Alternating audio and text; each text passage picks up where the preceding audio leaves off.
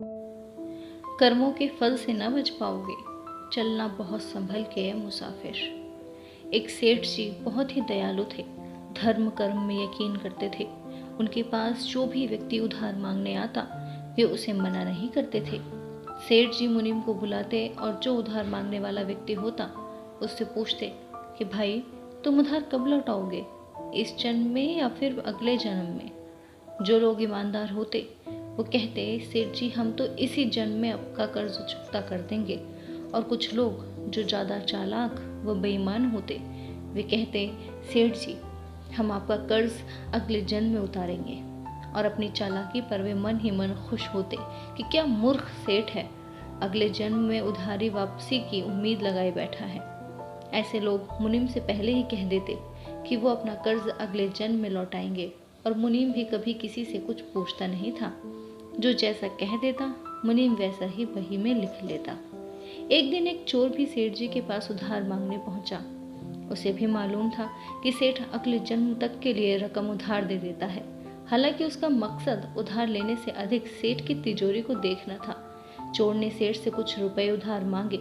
सेठ ने मुनीम को बुलाकर उधार देने को कहा। मुनीम ने चोर से पूछा भाई इस जन्म में लौटाओगे या अगले जन्म में। चोर ने कहा मुनीम जी मैं ये रकम अगले जन्म में लौटाऊंगा। मुनीम ने तिजोरी खोलकर पैसे उसे दे दिए। चोर ने भी तिजोरी देख ली और तय कर लिया कि इस मूर्ख सेठ की तिजोरी आज रात में उड़ा दूंगा। वो रात में ही सेठ के घर पहुंच गया और वहीं भैंसों के तबेले में छिपकर सेठ के सोने का इंतजार करने लगा।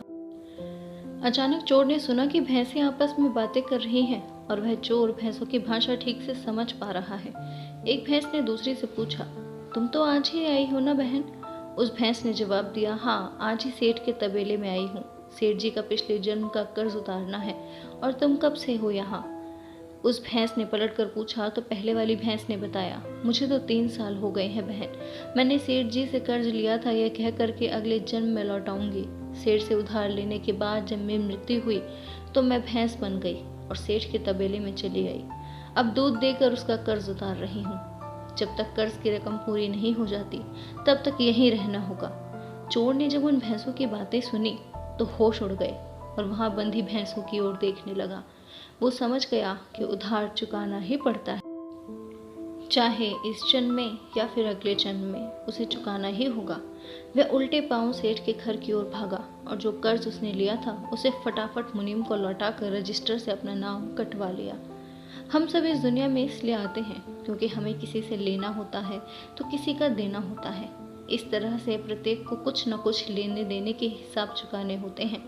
इस कर्ज का हिसाब चुकता करने के लिए इस दुनिया में कोई बेटा बनकर आता है तो कोई बेटी बनकर आती है, कोई पिता बनकर तो कोई माँ बनकर आती है, कोई पति बनकर आता है तो कोई पत्नी बनकर आती है, कोई प्रेमी बनकर आता है तो कोई प्रेमिका बनकर आती है, कोई मित्र बनकर आता है तो कोई शत्रु बनकर आता है, कोई पड़ोसी बनकर आता है तो कोई रिश्तेदार बनकर आता है। चाहे दुख हो या सुख हिसाब तो सबको देना ही पड़ता है। ये प्रकृति का नियम है। तो दोस्तों कैसी लगी आप सभी को ये कहानी। अच्छी लगी हो तो लाइक कीजिए और अभी तक अगर आपने मेरे चैनल को सब्सक्राइब नहीं किया है तो प्लीज़ सब्सक्राइब ज़रूर कीजिए। धन्यवाद दोस्तों।